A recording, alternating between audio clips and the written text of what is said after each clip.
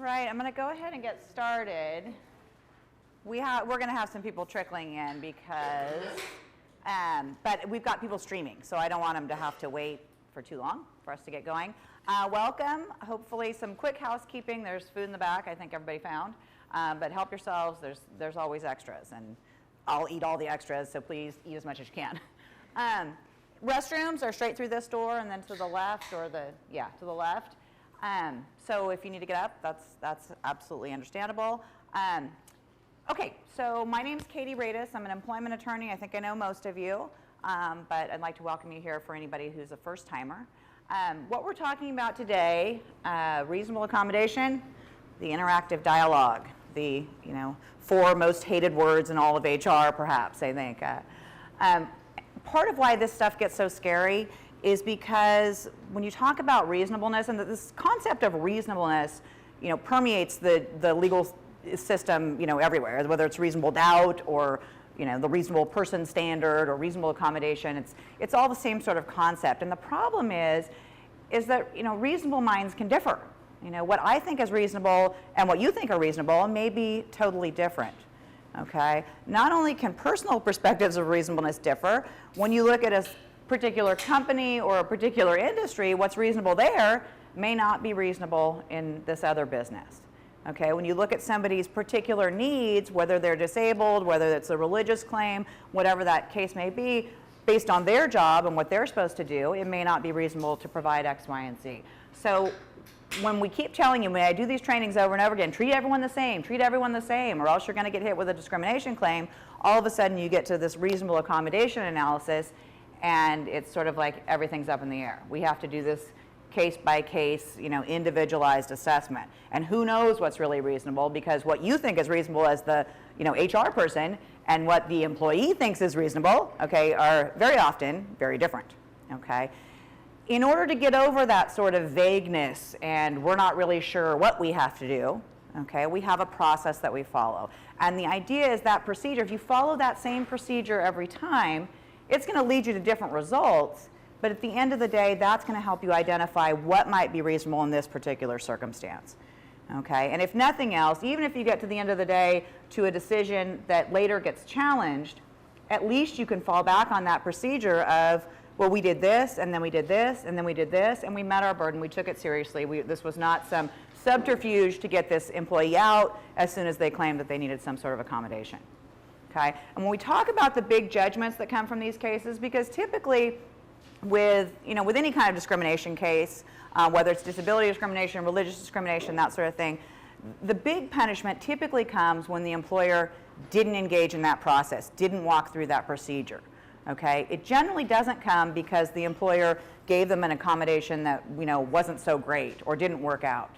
If you didn't follow that process, that's typically where you get punished and get your hand slapped, because the courts and the judges look at that as, you, employer, have an obligation not only to know the law, but then to follow the law, and to follow it in a very real and actual way so that the employee can benefit from that stuff. Okay? And so this is where this comes down to a training issue. We need to know what that process is, okay? And we need to communicate it to those supervisors who are the ones who are going to be walking through that, okay? We need to make sure that they know when to flag stuff so that it makes its way back to HR so that we can start that process, okay? That's the first step. And I will tell you, 9 times out of 10, when I end up trying to defend an accommodation claim, it's because the complaint comes into that supervisor and they don't recognize that as an accommodation request. They don't recognize that as a trigger for, oh, shucks, we might need to do something. We might need to make sure HR knows about this. They just fill out the form, oh yeah, she can't come in for the 4th day in a row, and leave it at that, okay? And that never makes its way up the food chain, then we never start that process, and then 6 months later when the person gets terminated, they say, well, gosh, I complained that my back was hurting and no one did anything about it, and they were trying to weed me out because they were going to have to buy me, an ergonomic desk or something. And that's how these claims tend to come up. So it really is a training issue. It's a communication issue. If you've got those procedures in place, if your frontline supervisors are trained and know what to listen for, know when to have their radar go up, you're probably, for the most part, going to be okay if you march through these steps. There isn't a magic, if I had some magic, answer for you of, this is what's always reasonable, just do this, that would be great, except for I'd have no job, I guess. But there isn't a magic answer, okay? And so we have to do this case by case. But once you understand the process, it's a little bit easier to do that. And it gives you a little more comfort, at least, in knowing what it is you have to do. Okay, so where do these obligations come from? Typically, when we talk about accommodation, we're talking about the Fair Employment and Housing Act. Of course, that's our big California state law. It's going to apply if you have 5 or more employees. Okay, if you're a public employer or government employer, you're going to be exempt from that Fair Employment and Housing Act. Okay, but you're still going to typically need to comply with accommodation things under that Americans with Disabilities Act. Okay, that applies if you have 15 or more employees. All right, and they both contain this reasonable accommodation interactive dialogue obligation. Okay, the other place you can have these obligations are from your own policies and practices. Okay, I review handbooks all the time. All right, and I will tell you more often than not, there will be the personal leave of absence. The employer will grant a personal leave of absence in cases when employees may need to be out for some reason. Okay, if that's in your handbook, okay, all of a sudden now you may need to provide them with additional leave. That may be something above and beyond. We'll accommodate any employee's request to, work around their kid's schedule, whatever. If you put those policies out there, you're going to be held to that. So, always at the beginning of the year, a good time to go through that handbook, actually read it. This is, know what's in the handbook. Every time I call an employer and say, well, why are you guys doing this? Huh, I didn't know that was in there. We've never done that. I mean, take the time to actually know what's in there, okay? Take out the stuff that you're not doing. It's actually better to have no handbook than to have a bad handbook, okay? Because you can end up triggering a lot of additional obligations. But so that's where this stuff is going to come from. Americans with Disabilities Act typically, and the Fair Employment and Housing Act. Okay, so what do you have to do? There are 2 things you have to do when we talk about reasonable accommodation. Once you're on notice, you have to engage in a timely, good faith, interactive conversation with that employee to identify whether there is some sort of effective accommodation that might be available. Okay, that's the first thing, that interactive dialogue. Okay, and the second thing is you have to provide a reasonable accommodation to a qualified individual with disability, or I put disability in there because typically that's when the accommodation is required, but in other instances it may be based on religious need, it may be based on, they want to go to rehab or other things like that we'll talk about. But you have to provide that reasonable accommodation to the qualified individual unless doing so presents an undue hardship. Okay? It all sounds really good. Okay? What I want to do is break down those key terms. Okay? What is notice? When are you on notice that somebody might need an accommodation? Okay? Who's a qualified individual? What's the trigger for this stuff? I have disability up there because typically when we talk about accommodation, it's generally based on disability. But again, there are other things that will trigger that duty to accommodate. Okay? What is a reasonable accommodation? What's an undue hardship? And then finally that interactive dialogue. Okay? One way to think about all of this language, all this stuff, it's basically a law that says you have to talk to your employee. Okay? That's what the law is saying. You have to talk to the employee. If there's some reason that they can't comply with your dress code, or can't show up for work, or can't lift 50 pounds, or whatever the restriction is, okay, you got to talk to the employee. Okay, and it takes, of course you get a bunch of lawyers in the room, it takes like now 200 words to come up with this mandate that you talk to the employee. But that's really what the law is saying. Okay? So notice. Okay, there are a few different ways you can be on notice that an accommodation might be in order. Okay, first of all, an employee may come to you and say, hey, I need to take a stress leave. Okay, they may show up with a doctor's note. Here, I hurt my shoulder, I'm getting surgery on my knee or something. Okay, they may actually come and tell you. They may come to you with just a complaint. Oh, my back hurts. Okay, oh my God, I get a headache when I look at that computer screen. It just makes me dizzy after a while. Okay, those may be requests for accommodation, and it's very broadly construed. There was a case in Michigan, a guy complained that the secretary wore too much perfume and it made him sick, gave him a headache. Okay, and they said, too bad, okay, go to work. All right, and the court said no, this was actually a request for accommodation. He had a chemical sensitivity, he was a disabled worker, they were required to engage in that interactive dialogue. So this is what I was talking about when you need to train those supervisors. When somebody comes in and they're either requesting new equipment, I want a standing up desk, or I want a new keyboard or something. Okay, if they're requesting some sort of modification to their schedule. There was another lady who, she was hired in like May or June. It was the summer months, and she worked at a retail store.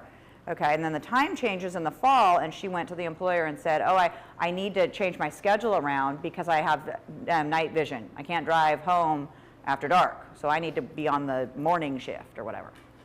And they said, well, sorry, you're the one who closes up the store, so, you know, take the bus, do something else. Okay, they got in big trouble for that, right? That kind of stuff. When somebody asks for a schedule change, if you've got somebody who's calling in sick over and over and over again, typically if it's longer than 3 days, that ought to, you know, raise a red flag of this person may be suffering from some kind of disability. Okay? If you've got somebody who is late every single Monday morning, okay, I'm not saying you can't counsel them on showing up to work at their scheduled time, but if they say that's when I go in for dialysis, okay, all of a sudden we ought to be on notice that this person may have some sort of disability. Okay, so the employee may volunteer this information in some form or another. You know, I will tell you that they're never going to come in and say, I feel as though I'm suffering from a condition that's, you know, impinging on my ability to perform my essential job duties, and I might be entitled to some form of reasonable accommodation if it does not cause undue hardship. Okay, they're never going to say those magic words, and they don't actually have to. Okay, you employer are expected to recognize when an accommodation might be in order. Okay, you may have the case where the employee doesn't say anything, but you walk by and, you know, they're all glassy-eyed or they're, you know, sleeping. Okay. I had one last week. They found the employee in the bathroom passed out. Okay, and when they woke her up, they ended up calling an ambulance. Okay, the ambulance comes and she says, nope, I'm fine, I'm totally fine. Yeah, I'm going back to work. Okay, well, the employer has observed behavior that is not necessarily consistent with an ability to perform the essential job duties, namely, you know, staying conscious. Okay, that's an essential job duty, all right? Okay, so in those kinds of situations, sort of the reverse analysis. Instead of the employee wanting that accommodation, you have the employer saying, I have reason to believe this person may not be able to perform these duties. You know, what do I do? In those cases, you send them out for a fitness for duty. Okay, you want to make sure you send them to an OCMED doctor, don't let them go to their family physician who's just going to sign off on whatever. Okay, because, and that's what happened in that case, you know, her goes to the family doctor, you got to sign me off that I can work because I can't lose my job, I need the paycheck. Okay, and so they just sign off, you know, and then she passed out the next day. I mean, so if you've got a situation like that, you want to make sure you send them to a doctor where they're going to get an actual evaluation. Okay, I had another one last week where the employee kept asking what day it was. Okay, you know, they're in the meeting, what day is it? Okay, everyone's thinking, well, this maybe is an indication that there might not be something exactly right. Okay, so when you have that objective kind of evidence, when you recognize that the person's slurring or they're, you know, whatever, that's another way you might or get notice that an accommodation might be in order. Okay, you may also get that information from the coworkers, and this is a lot of times where it comes in. You know, I'm working next to Susie and she's drooling. Okay, whatever. You can use that information. If that information comes to you, you know, and that's where we start that process, okay? And I've got a little roadmap of how we will march the interactive dialogue, but this is just so you know, when should my radar go up, okay? And for all of us who are tucked away in our little HR office, you know, I'm not out there on the field to see that so-and-so is, you know, hunched over or slurring or crying or throwing up or whatever the case may be. You need to make sure that that stuff that's observed in the workplace makes its way back to you, whatever channels you have to use to do that, okay? That's the first step, you know. Can't fix what we don't recognize, which I hate to actually quote Dr. Phil, but that's what he says. Okay, so who's a qualified individual? Okay, a qualified individual is somebody who can perform the essential job duties either with or without a reasonable accommodation. They have to be able to perform those essential job duties. Okay, no blind pilots. There's no accommodation that would allow a blind person to fly a plane. Okay, that's just the way it is, all right? They cannot perform those essential job duties. You know, if I'm a fireman and I have no legs and no prosthetics and there's no way to climb a ladder, I cannot perform those essential job duties, okay? So they still need to be able to do this. And when we talk about disability, and that's primarily, again, what I'm going to talk about, it's not just physical disabilities, there's also mental disabilities, okay? You know, whether it's depression or, you know, Tourette's or something, okay? There are mental disabilities where you might still be able to perform those essential job duties, okay? We just need to, you know, do something. We need to put you in an office where we can close the door so that when you yell things out, it doesn't disrupt operations. Or we need to, you know, modify your schedule so that you can have more time to sleep or whatever, okay? You don't have to do those things. You have to consider them, okay? But if it poses an undue hardship, then you don't need to necessarily, implement that accommodation. It's just something you need to consider. You need to talk to the employee. Okay? So they need to be able to perform those essential job duties. When we talk about mental disability, I always joke that I know a whole bunch of mentally disabled lawyers, so there you go. Okay, when I say you have to perform the essential job duties, that of course then begs the question of what are the essential job duties, right? Hopefully you have job descriptions. That's one of the most important things you can have. Having a job description, isn't necessarily enough. It actually needs to be accurate, okay? It needs to be updated. It needs to not be your wish list of what they would do, okay, but what they actually are doing, okay, what you actually do require. And when you think about essential job duties, what's the primary function of this position? Okay, if this is something that truly relates to that primary function, it's going to be an essential job duty. You're going to look at that job description, look at how much time they spend doing this activity, but none of this stuff is really dispositive. It's not that if you don't do it more than 50% of the time, it's not an essential function. Okay, if you have and I see a lot of these job descriptions, you have to be able to lift 50 pounds. Okay, well, what's this person actually doing? Well, she's the receptionist. But, once a month, the office supply stuff, they deliver these big boxes, and she moves the boxes to the back stock room. So we want to make sure she can lift them. Okay, well, is that really an essential function of that position? Probably not. Okay. If you have to lift 50 pounds, but, you're a fireman, okay, well, you may only lift 50 pounds, once a year carrying a child out of a burning building, okay, but that's an essential function of that position. It doesn't matter that it happens once a year. It's the core of what that position is supposed to do. Okay? Look at the consequences of not having that function, performed and so forth in trying to identify what are those essential job duties. Okay? It's key to have that job description, though, that outlines those things, because when I send this person off to the medical provider to give me a certification that no, they can't do it, or yes, they're fit to return to duty, I want that physician to be able to look and see, yes, they're going to need to lift 50 pounds, they're going to need to be able to walk and move around, or they're a jumping jack instructor or whatever. I mean, okay, I want them to be able to see what exactly they're going to be doing. Okay, because you'll get these notes all the time, Jill needs to be out for another 2 weeks, or Jill's ready to come back. Well, that doesn't necessarily tell me that this physician has actually looked at what Jill is going to do. Okay, and what you don't want is for that person to go out, come back in, yeah, I'm ready to return to work, and an hour later, oh shucks, I threw my shoulder out, and now now you got a workers' comp claim and everything else. Okay, so that's a key one, identifying those essential job duties. Oops. Speeding through this. Okay. Accommodation triggers, and I'm going to talk about, these are the times when that accommodation obligation is thrust onto the employer. Okay, the first big one, of course, is disability, having a physical or mental impairment that limits a major life activity. Okay, this is where we have a little bit of a distinction between federal law and state law. It used to be under federal law that you had to be substantially impaired. Okay, under state law, it's just you have to be impaired. There's no substantial requirement. We had some revisions. 2008, the Americans with Disabilities Act was sort of revised by new regulations, and they really sort of hemmed in that substantial requirement. Okay, they broadened what would count as a substantial impairment, basically. If the impairment's going to last less than 6 months, you still need to show that it's substantial. Okay, but for most of us in California, we're going to fall under that Fair Employment and Housing Act. All right, we don't have any substantial requirement. It's sort of anything that makes a major life activity more difficult to do. Okay, so pretty much that's just about anything. Okay. When we talk about major life activities on the next slide, you're going to see that that pretty much covers everything you do all day long, all right? Even if you don't have that actual impairment, if you're perceived or regarded as having that impairment, that's also going to trigger that accommodation obligation, okay? And where this comes in is when I have a lot of employers that do a pre-hire Google or internet search. Let's just check out this applicant. Oh, there they are, looking for bone marrow donors. Okay, well, guess what? Now I'm on notice that they may have, some sort of disability. They may have an impairment. And maybe they were on there for fun. They don't really need a bone marrow donor, but as long as you have that perception that they do.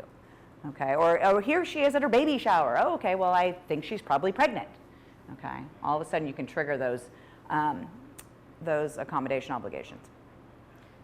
Okay, so a major life activity, again, I said this is pretty much everything. Yeah, it's pretty much everything. Walking, talking, breathing, thinking, seeing, communicating, working, sleeping, pretty much everything.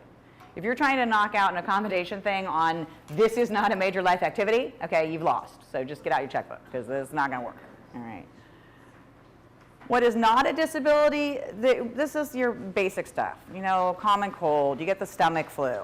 Okay, mild conditions, they're not going to have any sort of long-term or residual side effects. This is just your everyday, I got sick, whatever, But it's a hangover, it's going to last for a day or something like that. There are certain exclusions that are written into the statute. Okay, alcoholism, compulsive gambling, kleptomania, pyromania, things like that.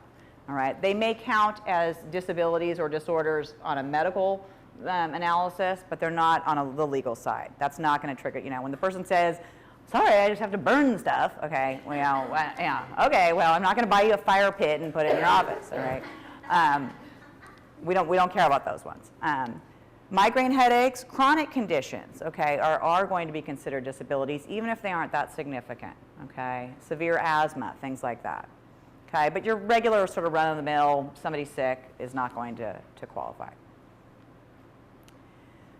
Remember, though, that this stuff gets very broadly construed. We had an update to the Psychiatric Association's sort of guidebook, their giant encyclopedia of all disorders, and they added mild neurocognitive disorder, which is a modest decline in learning or memory. So I'm like, okay, well, now I'm disabled, so there you go. I mean, pretty much everyone I know is actually disabled, I think, under that one. Social pragmatic communication disorder, okay, problems communicating verbally and non-verbally in social situations. Okay, how many of your employees fall into that one? Yeah, because I think I've counseled a few of them. But these are very broad definitions. Okay, so be mindful of that. If you've got somebody who's having very significant communication problems at work, okay, your radar maybe should go up. Hey, we may have some issues. All right, these are things to be mindful of. All right, it's not always the stuff that we think of. Religious practices. Okay, not this past January, but the January before, we had a broad expansion to those religious protections that are contained in that Fair Employment and Housing Act. Basically what it said is, the protection against religious discrimination includes a protection against discrimination based on dress and grooming practices. And in particular, it said employers need to reasonably accommodate the dress and grooming practices of a person, if it's tied to their religious beliefs, okay, unless doing so creates a significant burden on the employer. Okay, it was in response to a few cases that were, Disneyland got hit with a case, somebody wanted to wear a head wrap. We have this case up here, Abercrombie and Fitch got hit. They had a store policy that you weren't allowed to wear anything on your head. You were supposed to wear only the super cool Abercrombie clothes, whatever. She wanted to wear her head wrap, and they said, her headscarf, and they said no. She said yes, no, and they went back and forth. And they fired her, and she sued, and she won. Okay, and they said there is no undue hardship in allowing this employee to wear that headscarf. Okay, it's not just clothing, it can also be facial hair, things like that. It could be tattoos. There was a case against Costco, and she was all tatted up. I mean, her face was tattooed and everything. And she said she belonged to the Church of Body Modification. Okay, whatever, the court said that's a legitimate religion, that's fine. We weigh the employer's interests against her interests. All right, but when we talk about religious practices, it's not necessary, it's not just the religions you've heard of, okay? There may be other religions, okay? Rastafarianism, they want to wear dreadlocks, things like that. So there are a broad range of religions that are potentially going to fall into this. You do have to show some you can't just come up with your, my religion is I leave at 2 and I wear flip-flops and I don't work on Mondays, okay? Because I would be a convert for sure. I'm the high priestess of that religion. That you do need to, there is a showing that you need to make to justify that this is a legitimate religion. But when they make that showing, that then triggers the employer's obligation to, okay, is there some way we can work around that religious belief? Okay, there was a really funny case of a guy who, I can't remember what he called his religion, but he wanted to eat Cozy Kitten cat food in the lunchroom because he thought that his, part of his, gave him this mystical powers or connection to the cat spirit world, I don't know what it was, but he'd eat this cat food in the lunchroom, and of course the coworkers are like, gross, that's totally disgusting, the place smells like cat food. Anyway, and he filed his claim, and the court said no, there is no cozy kitten religion, whatever. But anyway, when that stuff comes up, when the employee says, hey, I know we're supposed to cover our tattoos, but I've got this big cross on my arm that I really want to display. Okay, just because it's a religious symbol doesn't necessarily mean that their religion mandates that they display that. Okay, but it requires that conversation. It requires that you talk. Okay, remember that's what this law gets back to. You got to talk to the employee. So don't just have that knee-jerk, no, get back to work, put your uniform back on. We still need to have that discussion.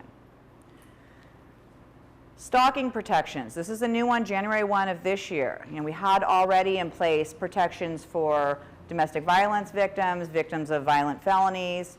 They've added stalking to that, and with respect to the stalking piece, okay, there's a reasonable accommodation requirement for that employer. Okay, when the employee comes in and says, oh, my ex-boyfriend is really wigging out, okay, that may trigger a duty to help accommodate that employee in terms of safety.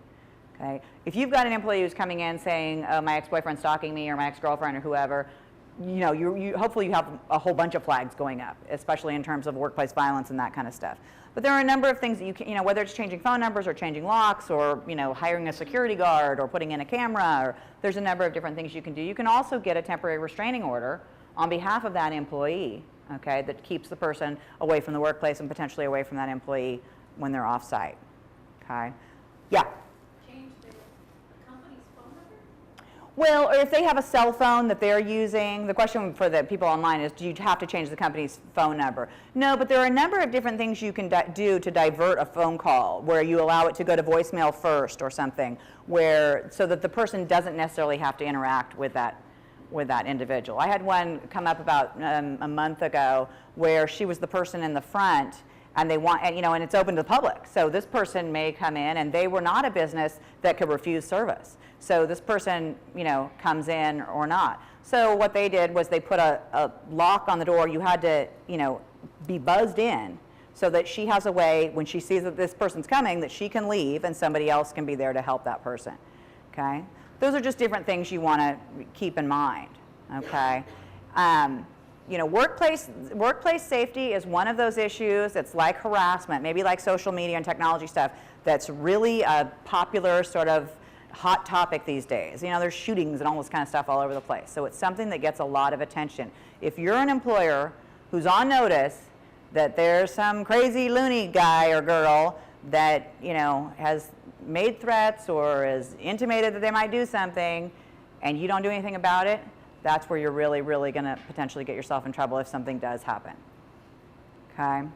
And as a practical matter, we can't control everything. I had a disgruntled employee calling my phone at 4 in the morning all night, 3 nights ago, okay? The employer can't control that, all right? But you can take some steps, all right? So, yeah, Sylvia. What do you do if somebody, let's say a secretary comes and tells you, so-and-so is stalking me, but you haven't approved of it, and the other person is another employee? This is a coworker?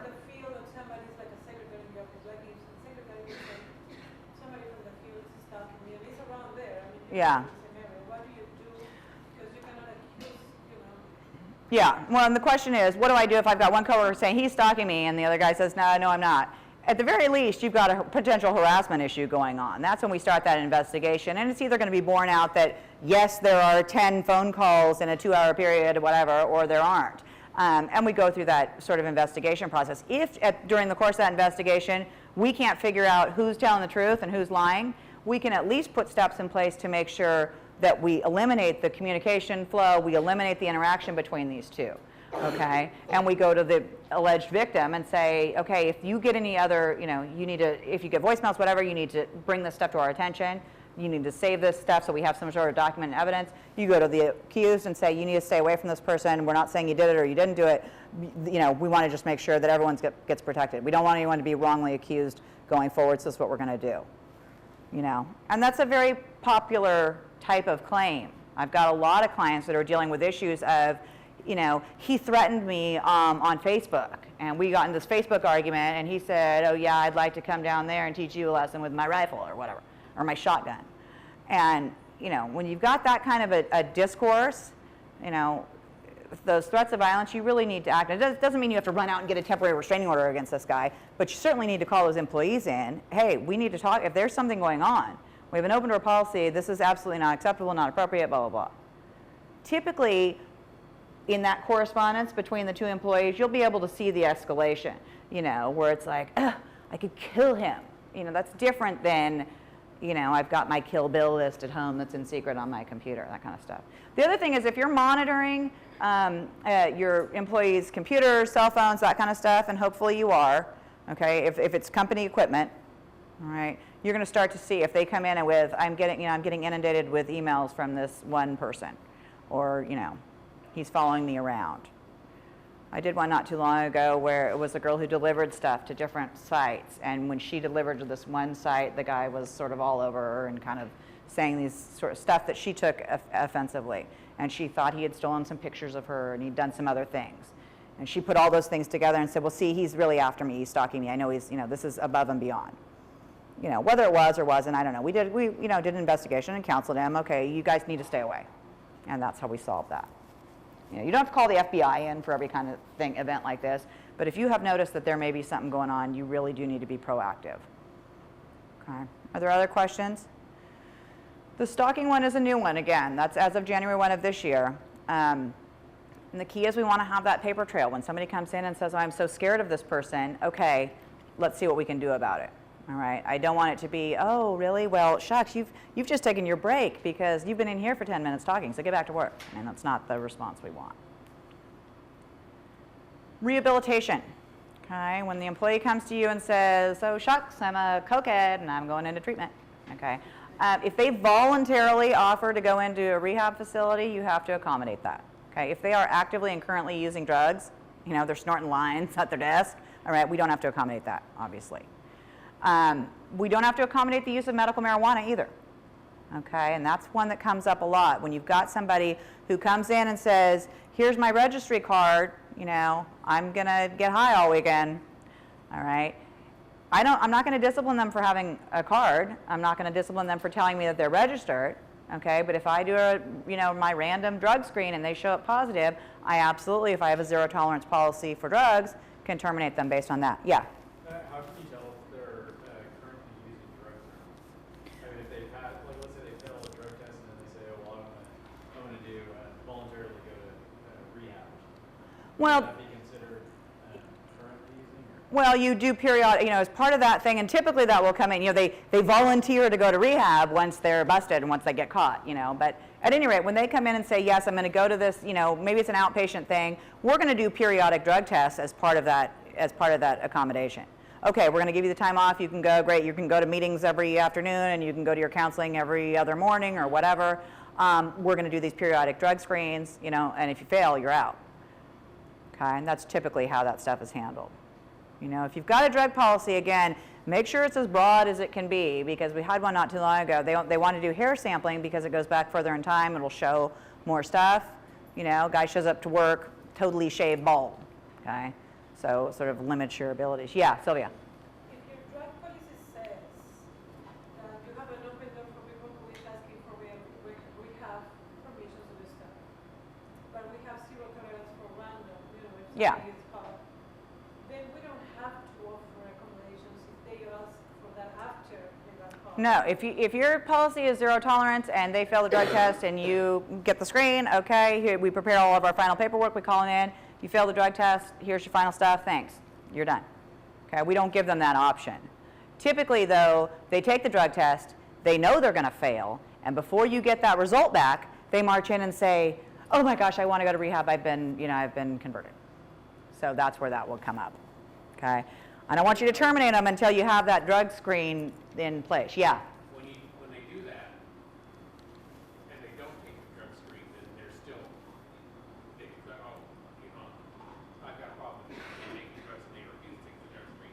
It doesn't make any difference that they are claiming a disability. You can still discipline for the fact that they refuse the drug screen irrespective. Yeah. Part of that rehabilitation accommodation is we give you time off, we allow you to go, but you have to comply with the parameters of A, not using drugs, okay, and B, demonstrating to us that you're not using drugs, okay? So, and because this will come up, you know, somebody goes through that whole rehabilitation thing and then they show up to work and, you know, one eye is half closed or whatever, and the employer says, well, you know, what do I do? I don't want it, can I, you know, it's not time for his periodic drug screen, can I, you know, if you've got objective evidence that this person's not functioning right, you know, they're whatever, yeah, you can send them out for a drug screen. And if they fail, then they're out. Okay? Yeah? It's not an outpatient kind of thing. It's an inpatient, they're going to be on for 30 days or whatever. Well, you're required to reasonably accommodate that. It depends on who it is. You know, if this is, you know, the chief surgeon and you only have one surgeon there, is it reasonable to keep that position open for him for 30 days while he's gone? You know, I don't know. Maybe not. We have to look at what the parameters are, how long is the program, you know, what do they do, how many, you know, other employees can step up to fill this position. If this is a guy on an assembly line and I got 10 other workers that can step in and fill that spot, that's probably fine.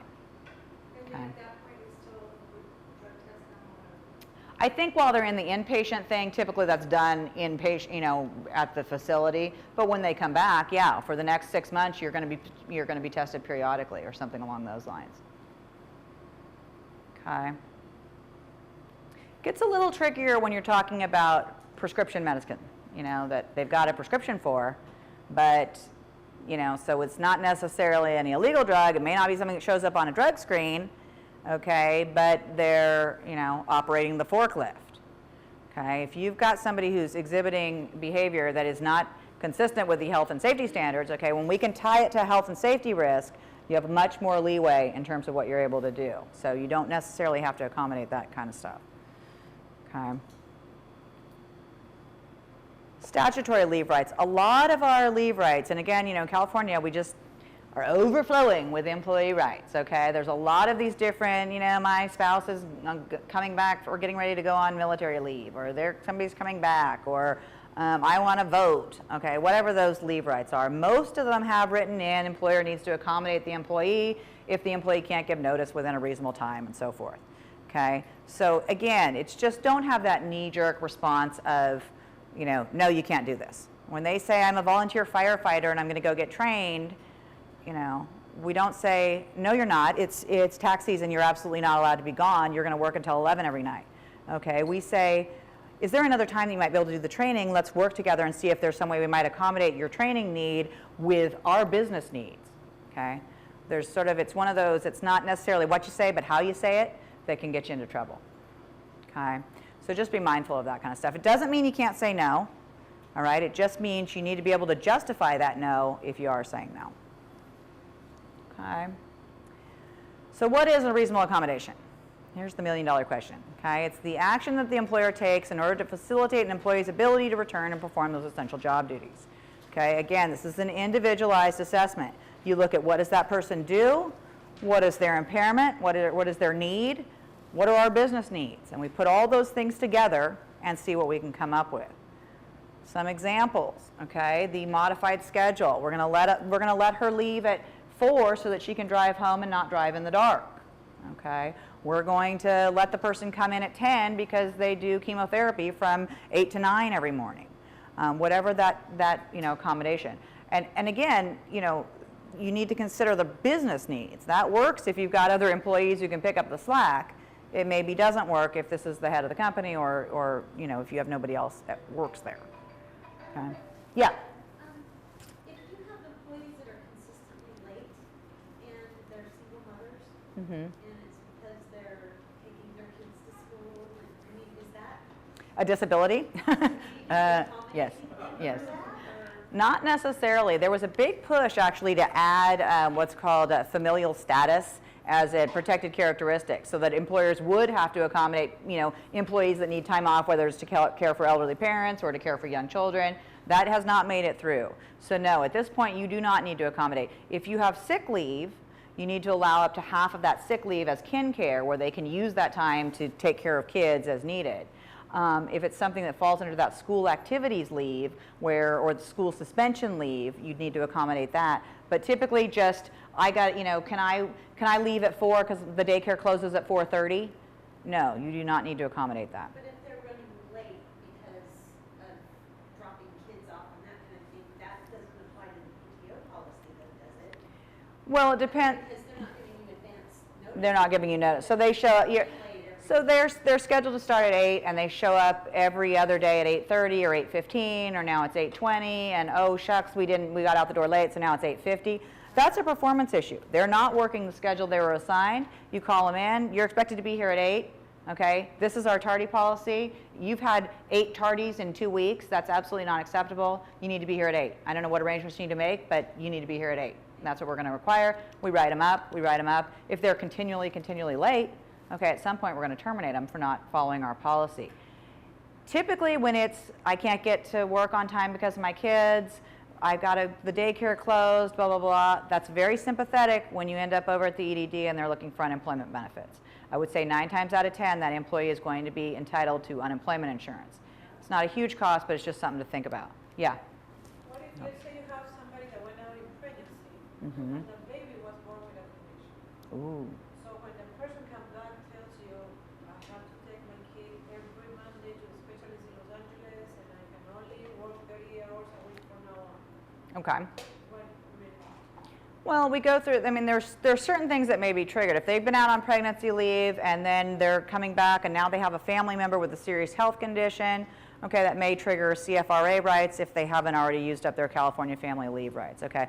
So there may be some leave that you have to provide. Assuming that there's no leave available and you just have an employee coming to you saying, I need to be gone every Monday, okay?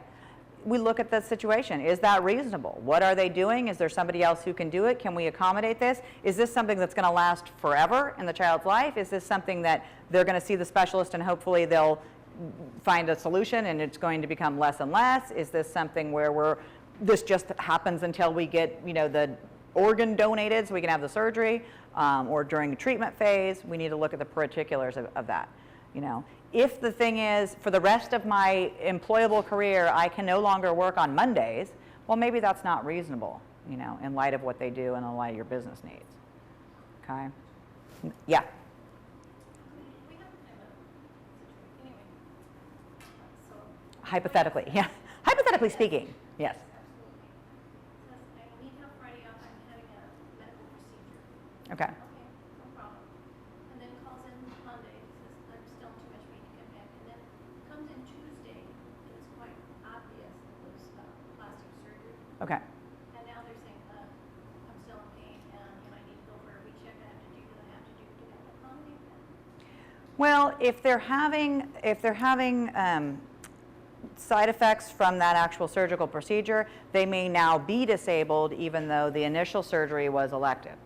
Okay, because so I go in to have, get a facelift. Well, I'm not disabled at the time that I go in, but they botched it all up and I, whatever, and now I can't, I now maybe am disabled. So yes, the unexpected consequences of a surgery, whether it's elective or not, can create a disability that you need to accommodate. Okay. Other questions on that? Okay. So again, these are just some examples of things that you might consider in terms of coming up with what can we do with this person. Most often it's going to be a leave of absence, okay? We'll give you another 2 weeks off. A good example is if somebody needs shoulder surgery. Typically there's a 16-week recovery or knee surgery. Okay, so we've got 12 weeks maybe of family and medical leave time or California family rights time that they can use, but they need 4 additional weeks of leave. Well, if this is just a standard recovery, they've already been gone for 12 weeks. Is it reasonable to have them out for another 4 weeks? Probably so, okay? Presumably in 4 weeks they're able to come back and their shoulder's better and yay, okay, they go to work. Last year, middle of 2013, they sort of revised the disability regulations a little bit, and they added some things. They said when you temporarily reassign someone to a vacant position, Okay, and you can do that. Even if it's lower pay, you can pay them at the lower rate. We're going to reassign you to this desk job because you can't climb stairs right now or something, or you're a, whatever your condition is. Okay, we're going to put you there for a while. If that's a vacant position that's open and other people are applying, whether it's outside the company or these are internal employees, you need to give preferential consideration to that person who's got the disability. Okay, it needs to be something more than just the opportunity to compete for that job. They need to be entitled to some sort of preference in filling that position. Okay, assuming that they can perform that job. Okay, it's not like, well, you get to be the CFO because that's a desk job. Okay, it has to be something they can actually do. The other one is that use of an assistive animal. Okay, under federal regulations, under federal regulations, it specifies you can either bring a dog, okay, a trained dog, or a mini horse. Okay, it's written out right out there in the regulations. Okay, under state law, we don't specify dog or mini horse. We have an assistive animal. Okay, there are no restrictions on the size of the animal. Okay, it needs to be trained. It needs to not, urinate and defecate in the office and not pose a health and safety risk. And other than that, if it's the animal the employee wants to bring and that's their assistive animal, then you need to consider whether or not that's appropriate. Okay, so when you've got, honestly, people have some strange pets. This is my therapy iguana or whatever, but yeah, so I put that up there. There's our federal accommodation, there's our state accommodation. Kind of sort of summarizes the way the law plays out. Anyway, I just thought that was funny. I have not yet seen somebody want to bring a horse to work, but whatever, it's California, there's no telling. Yeah? What if we offer someone a temporary position, but it's going to be, say, half their pay working as the receptionist versus in the field where they were normally at, and they say, no, I don't want to do that, I want to stay at home? Well, if they don't want to accept that accommodation, okay, you can't force them to work, but then, okay, we're gonna have to terminate you. If you're not gonna come to work, then you're not gonna come to work, okay? If they turn down an accommodation or turn down that work, that's gonna significantly impact their ability to collect unemployment on the back end. If it's only for a temporary time, say maybe for 4 weeks, after they're FMLA and exhausted? Yeah, well, and what they're gonna do is come back with a note that says, I can't work at all, okay? Is how that's gonna play out. If they come back with, yes, I can work, but I can only work part-time, and you say, okay, well here, this is our part-time position, it's as a receptionist, and you get to work in the afternoons, okay, and they don't accept that, then they've walked away from the job, essentially. Okay. Are there other questions on that one? Oops. Okay, so what is an undue hardship? An undue hardship is something that causes significant burden, significant cost to the employer. It's got to be something more than, oh, the customers don't like it, okay, or we think this might hurt our business. That was what Abercrombie tried. They said, well, it just doesn't look good for our person behind the counter to have a head wrap. Okay, that was not enough of an undue hardship. All right, there was another case a few years back. It was a guy, his name was Momdu, and this was fairly close to 9/11. So, and the employer said, we want you to go by Manny, because we're afraid that Momdu might have a negative connotation with our customers. Okay, no. That's not enough of an undue hardship. If the public doesn't like it defense is the defense, then that's not going to work. Okay, so we're going to look at how much does this cost? Okay, if I want an ergonomic chair, okay, and I want it to be solid gold, okay, well obviously that's not going to work. Okay, employer does not have to pick that whatever option the employee suggests. Okay, they can pick the least intrusive, least expensive option that will still achieve that same result. Okay. Employer's obligation to start the process, employee's obligation to come up with accommodations, employer's obligation to consider them, okay, and then choose whatever one they like best of those, if there is one, okay? And we'll go through that. That's in our little roadmap. Okay, so the interactive dialogue. This is that we're going to march through. Timely. It needs, don't put it on the back burner. This is not something we're going to wait 2 months to go to sit down with the employee and figure out what they need. Okay, when I say timely, I mean, start that process within, 48 hours to a week of, okay, what is it you need? Preferably, within 48 hours, if possible. Good faith, okay, this is an interactive conversation with the employee aimed at identifying possible accommodations. Your job, employer, to start that conversation, and again, their job to come up with potential accommodations. Okay, so here's our roadmap, okay? The start of it all is that trigger. Watch for either it's a disability trigger, it's a religious trigger, it's a rehabilitation trigger. Watch for that trigger because the employee tells you they need an accommodation, because a coworker tells you, because you see on Facebook that they're, have their arm cut off, whatever. Okay, watch for that trigger. Once that trigger has happened, you're now on notice. Okay, we need to start the ball rolling on this. Okay. Once it's triggered, employer, okay, obligated to start that process. You're going to send a letter to the employee that says, we have reason to believe you may be suffering from a condition that might allow you to, or might entitle you to a reasonable accommodation. Please contact us so that we can discuss your rights, so that we can discuss whether there might be any accommodation that would enable you to perform your essential job duties. Blah, blah, blah. One of the essential job duties being regular, predictable attendance, or, showing up on time, or whatever the case may be. Okay, being able to be drug-free in the workplace, okay, whatever that issue is. Yeah, Sylvia. When you don't have something that is obvious that they need an accommodation, but let's say they go and tell somebody in a confidential way, they don't have symptoms, like you couldn't tell. Yeah. How do you handle the finance with the HIPAA protections, and how do you do that without?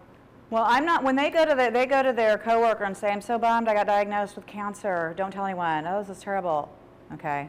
And the coworker comes to you and says, well, I don't know if anybody knows this, but guess what, Joe has cancer, okay? At that point, you need to have a conversation with the employee, not about cancer, but I want to make sure you understand that we've got an open door policy. These are your essential job duties, okay? If you're having any issues, or if there's, we just have reason to believe that there may be some considerations, and we're happy to work with you on anything you might need, okay? These are your job duties, I want to make sure, all right? It's a 5-minute conversation, and they either will or won't admit it, and at some point, if they really are sick or they're suffering from some condition, you'll start to observe that objective behavior of, oh, they're too weak to lift anything, or they can't walk, or they're, throwing up, or something along those lines, okay?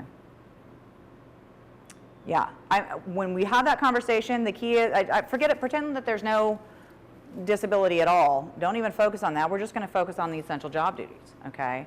If you're late every single day, that's not okay. You need to be on time.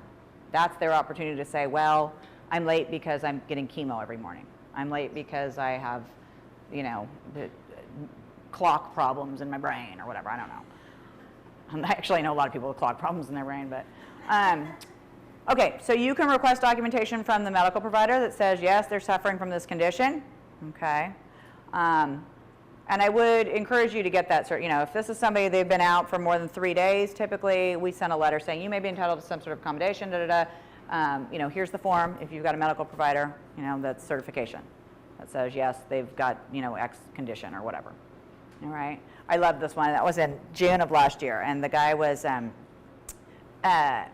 on The Price is Right, and he, whatever, jumping. Actually, it was a girl. She was jumping around. Then, whatever. She's all excited because she gets chosen, and then she wins. And of course, she's on this horrible disability where she couldn't walk, she couldn't raise her arms was one of the claims, and so then they cite in this in case that she spun the wheel twice. They're like the first time, she spins the wheel, and she put her arms up and clapped and whatever. Anyway, so she got busted for that kind of stuff, but. I put that in there because occasionally, employees do fake some of this stuff, okay, not all the time. If you've got an employee who's a good worker and this is a legitimate need, they're going to comply with the certification stuff. They're not going to have a problem with that, okay? And 9 times out of 10, they're going to want to come back to work. It's the ones that are gaming the system where you got to watch for, okay? You have to give, so you start the ball rolling, and they come in and say, yeah, I need to be accommodated, I need every Monday off, okay? We got to consider that. You give it due consideration. Okay, does that work? Does that work in our business? Does that work based on what they do? Okay, if we're going to reject it, okay, we got to explain why. And I put up there, it's like a tennis match. Okay, I want you to just keep hitting that back to the employee's court. Well, that's not going to work for these reasons, but if there's some other accommodation that you might be, that might work, please contact us so that we can discuss this. Okay, we just keep pushing it back to them. All right, and that's true even if we are providing an accommodation. Okay, we're going to give you another 2 weeks off. You need to contact us on the day that you're supposed to return so that we can discuss your transition back into the workplace, blah, blah, blah. We keep putting the ball back in their court. If at that day you're not able to return, we're going to need a new medical certification, and we're going to need you to contact us to discuss whether there might be any other possible accommodations. You know, once you extend that leave out over and over and over again, at some point, additional leave does not look like it's likely to enable them to return to work. Okay, there is no magic line as to how far out you have to go, but if you're staying on top of that process, at some point they're going to drop off if they're really gaming the system. Okay, they're not going to keep going back to the doctor every 2 weeks, you know, if this is a fake condition. Proc v. Tamura was a case that, from last year that, you know, and it's an interesting case because the person exhausted their FMLA. Okay, they were not able to return to work, so they were disabled. They went through that interactive dialogue. Okay, you're not able to return to work. You may be entitled to an accommodation. The person requested an additional leave of absence. They granted that leave of absence. At the end of that 4-week period, the person was still not able to come back. They said, okay, you can't come back. It's been 4 weeks. All right, you're terminated. And they wrote a letter and sent it off. You're terminated. Okay, a person sued, and the court found that even though at that 4-week mark, even though the person was completely and totally disabled, so there was no accommodation that was available on that date, the fact that the employer had not reinitiated that interactive dialogue process was enough to create liability.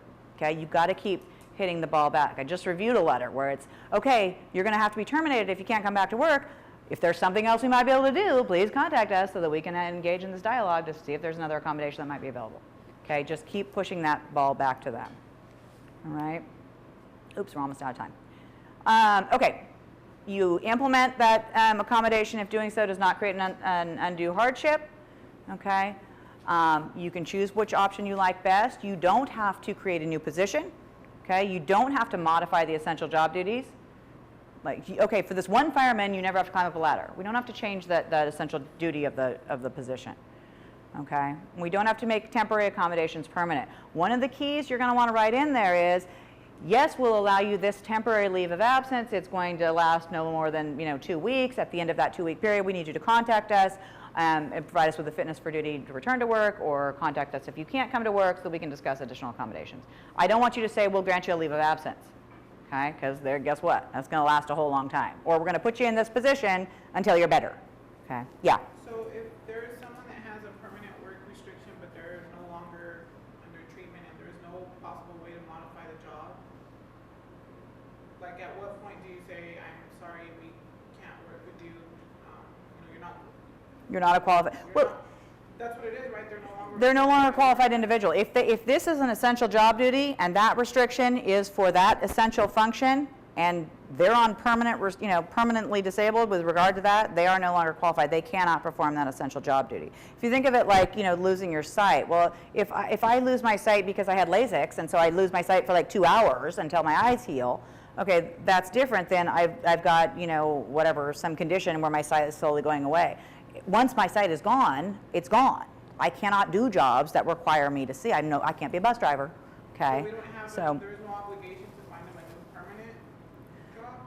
Well, if there's a position in your company that they can do, if you've got you can either work as a bus driver or you can sit here in this desk and file papers, and it's the same position, it's the same place, then you may need to consider that under the circumstances. If this, do I need to keep them employed as a bus driver? Well, absolutely not. If they cannot perform those essential job duties, you're going to need to consider what's available in your organization. Okay, what are their skills and what are they able to do? But no, if they cannot perform the job, they can't perform the job. Okay, I had a client not too long ago. They had a property manager, and the person eventually could not walk. And part of the job of that property manager was they had to walk around this property and examine it and look at it and whatever. And that was the key thing. I mean, they took phone calls, but part of it was inspecting that property. Okay, well, there was no way for them to do that, and wasn't someplace they could go in a wheelchair. Yeah, was there a question over here? Okay. Oh yeah. So this hypothetical employee comes in December and says, I have carpal tunnel and I can't work. Okay. I have a doctor. Okay. Is this a work-related? Oh, no. I've had it for years. I've been going to Mexico and getting medication for it. No, it's not on the company. I said, so you're not filing claims? No, I'm not. So in January, it comes back and says, okay, I'm going to have surgery. I won't be back until April, but when I get released from this one, I'm going to have the other hand done. I'm going to have this one done. I'm Okay. going to be off. It's going to be extensive, and then I'm going to have the other one done. And the essential functions, there's 4, and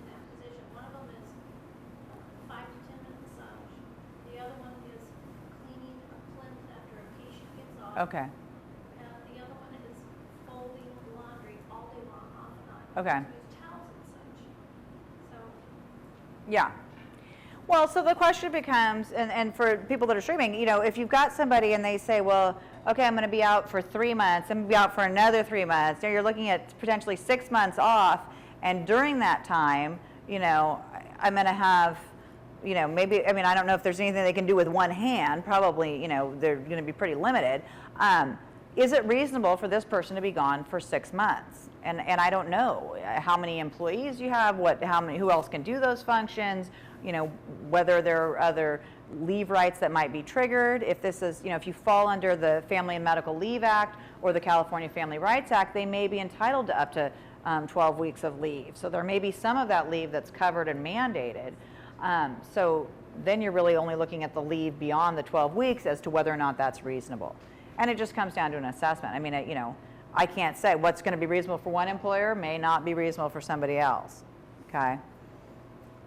So, and the key is really just having that conversation of, well, you know, I don't know that we can accommodate you being gone for an entire 6 months. Maybe can you do this surgery and then wait and help, we'll train somebody else and do the next surgery another time, or is there some other way we can do this? But having that conversation, having it documented is going to be the thing that protects you in the end, regardless of what you decide, okay? Because if they come back and say, well, gee, they fired me because I was having surgery, you can say, well, we went through this whole analysis, and this is why we decided that it was not reasonable, you know. it was just, so I won't be back until June. You've been on, took off in Mm-hmm. December. Yes. Well, I won't be back until June. Yeah. Well, it sounds, you know, when you have an employee who's been gone, and you're the employer saying they haven't worked in 6 months, that sounds like a long time, but I'll tell you what, to the EDD and the Department of Fair Employment and Housing, 6 months doesn't sound like very long, okay? So, I mean, I think you get it beyond 6 months, that starts to become an issue. But typically, when I want an employer to grant some sort of extension of leave, I'll do it in, you know, 2 to 4 week increments, so that if they're gone 6 months, I can show we extended this leave 6 different times. You know, that shows a bigger effort on the part of the employer when we say, that's it, we're cutting the cord, this is too much. Versus, or 12 times if we're doing it in 2 week increments. Versus, they got 1 leave extension. Well, yeah, it was for 6 months, but they only got 1 leave extension. It just doesn't, you know, carry the same weight even though it's the same amount of time. So there are ways you can set it up so that you're better positioned when you go in to defend that practice. Okay? But there are court cases where there was leave that was extended 6 different times, and the court said, well, you know, they another 2 weeks really might have actually helped this person. You know, but I don't get to make the court decisions, or else they'd all be a little different, I think. Were there other questions? Somebody else over here? Okay. Okay, so when they're ready to come back, you get that fitness for duty. Okay, yes, they can perform whatever duty they were not able to perform before. Okay, build in time limits, and then document everything. One of the things that I want to warn you about or remind you of is a lot of times this correspondence is going to come in via text message. I would say most of the employees are going to text their supervisor, oh, I still can't come in, or my back hurt, or whatever, I'm still at the doctor, or the doctor canceled my appointment. Take a screenshot of that text message so we've got a record of it, okay? Because what's going to come back, you go back and forth with this employee, and then when they sue you, you say, well, yeah, we had a whole conversation about that. Oh, is it an email? Can you pull it up? Well, no, it was on my phone, and now it's deleted. You know, you want to make sure you have a record of that, okay? Particularly the text messages. So clear policies, up-to-date job descriptions, train your supervisors. There was that Albertson's case where she was undergoing some kind of treatment for vocal cords or something. The medicine made her have to go to the bathroom all the time, okay? And supervisor schedules her for the night shift. She's the only person there, okay, and puts her as a cashier at the night shift. Anyway, she ended up going tinkle all over herself at the cashier stand with a customer there, okay? It was a big case. All right, make sure your supervisors understand those limitations and when you put the schedule together, okay? That's not the person that needs to be on the night shift, all right? Okay, this is an ongoing duty, all right? You don't get to do it once and then check it off. We keep doing it over and over again. Call a lawyer if you have questions, document everything, and that's it. I hate that picture. Okay. All right, any other questions? Sorry I went over a little bit, but Yeah, Sylvia. I read somewhere that when you have somebody coming back from pregnancy, you have to reinstate them in the exact same position, not equivalent. Yeah, pretty much all of them when they're coming back from leave, it's the exact, it's the same or an equivalent position. But when they define equivalent, it's identical in terms of benefits, pay, responsibility, duties, seniority, whatever. So, I mean, it's basically, it needs to be the same position. Okay? Because almost anything they can argue, well, it's in a different office. Well, it's a smaller office, or it's a worse view, or whatever. Something, you know, if there are any changes, it's pretty easy for them to argue that that's inferior in some way. Okay, thank you.